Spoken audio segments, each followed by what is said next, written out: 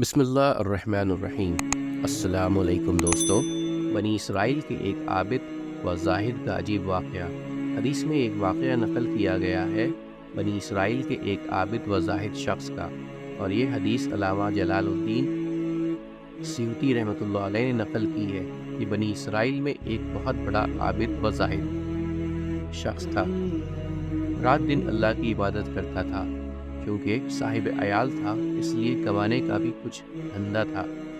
دکان کی صورت میں تھوڑی سی تجارت تھی، مگر اس کا دل اس سے الجھتا تھا اور چاہتا تھا کہ یہ سب کچھ نہ ہو، بس ہر وقت عبادت ہی میں لگا رہوں۔ مگر سوچتا کہ بیوی بچوں کا کیا کرے۔ بہرحال ایک دن سے جذبہ آیا اور ساری تجارت و دولت کو اس نے بیوی اور بچوں کے نام کیا، خود فارغ ہو گیا اور سب سے رخصت ہو کر سمندر کے بیچ میں پہنچ گیا۔ وہاں ایک ٹیلا تھا، اس پر ایک چھوٹی سی جھونپڑی باندھی کہ اب ہر وقت اس میں بیٹھ کر اللہ کی عبادت میں مصروف رہوں گا۔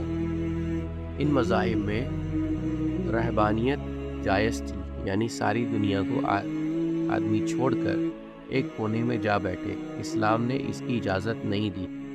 یہ شخص اپنے مذہب کے مطابق جا کر بیٹھ گیا۔ گویا اس نے بڑی بھاری عبادت کی، کیونکہ مخلص تھا، صاحب دل تھا۔ اس لیے اس سمندر کے بیچ والے ٹیلے پر، جہاں نہ کوئی جہاز آ سکے اور نہ کوئی کشتی وغیرہ جا سکے، حق تعالیٰ نے وہاں اپنے فضل سے وہاں ایک میٹھا چشمہ جاری کر دیا اور اسی پہاڑی پر ایک انار کا درخت اگا دیا۔ اس عابد کا کام یہ تھا کہ روزانہ ایک انار کھا لیا اور ایک کٹورا پانی پی لیا اور 24 گھنٹے عبادت میں مصروف رات اور دن۔ اسی طرح سے اس کی عمر 500 برس کی عمر ہوئی، اور یہ 500 برس اسی شان سے گزرے۔ اب اس کے انتقال کا وقت آیا۔ اس نے حق تعالیٰ سے درخواست کی، اے اللہ، یہ تیرا فضل تھا کہ تو نے مجھے عبادت میں لگایا۔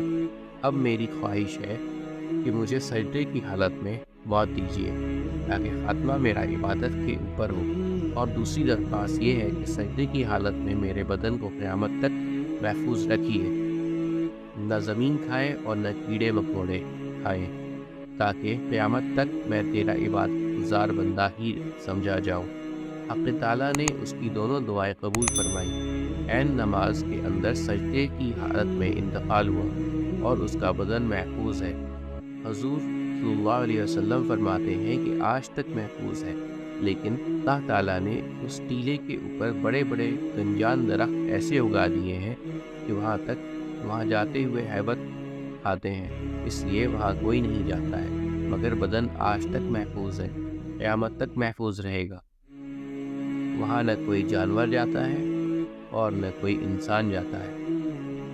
اسی حالت میں حق تعالیٰ کے سامنے اس کی پیشی ہوگی۔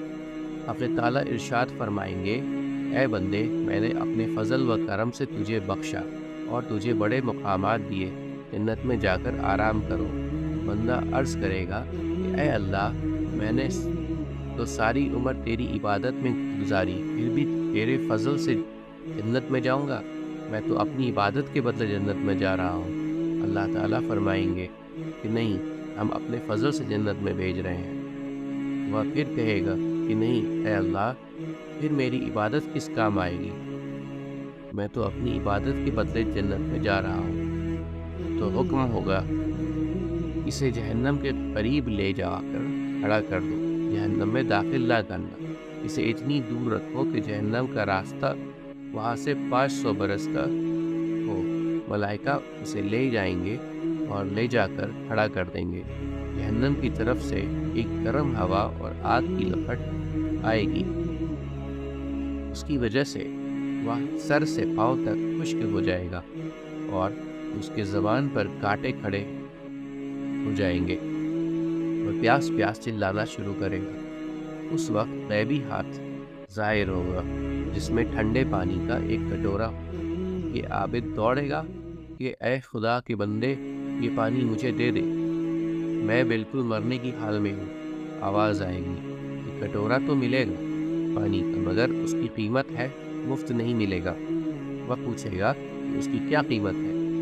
کہا جائے گا کہ جس نے خالص 500 برس کی عبادت کی ہو وہ اگر کوئی پیش کرے تو یہ کٹورا پانی کا اسے مل سکتا ہے۔ عابد کہے گا کہ میرے پاس ہے 500 برس کی عبادت، وہ اس عبادت کو پیش کر دے گا اور وہ کٹورا لے کر پانی پی لے گا تو کچھ جان میں جان آ جائے گی۔ حق تعالیٰ کہیں گے کہ اسے واپس لاؤ، پھر اس کی پیشی ہوگی۔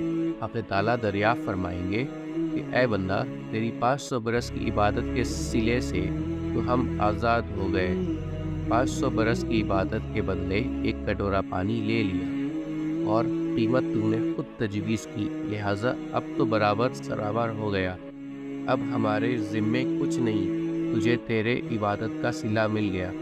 اب وہ جو تم نے لاکھوں دانے انار کے کھائے ہیں ایک ایک دانے حساب دے دے، اس کے بدلے میں کتنی نمازیں پڑھی ہیں، کتنے سجدے کیے ہیں، اور وہ ہزاروں کٹوروں پانی کے پیے ہیں، ایک ایک قطرے کا حساب دے دے، اس پانی کے بدلے کتنی عبادتیں کی ہیں، اور وہ ٹھنڈا سانس لیتا تھا جس سے زندگی قائم تھی، ایک ایک سانس کا حساب دے دے، اس کے بدلے میں کیا عبادتیں لے کر آیا ہے۔ اور وہ جو تیری آنکھوں میں ہم نے روشنی دی تھی اور تار نگاہ سے ایک ایک چیز کو دیکھتا تھا، ایک ایک تار نگاہ کا حساب دے دے کہ اس کے بدلے میں کتنی عبادتیں لے آیا ہے۔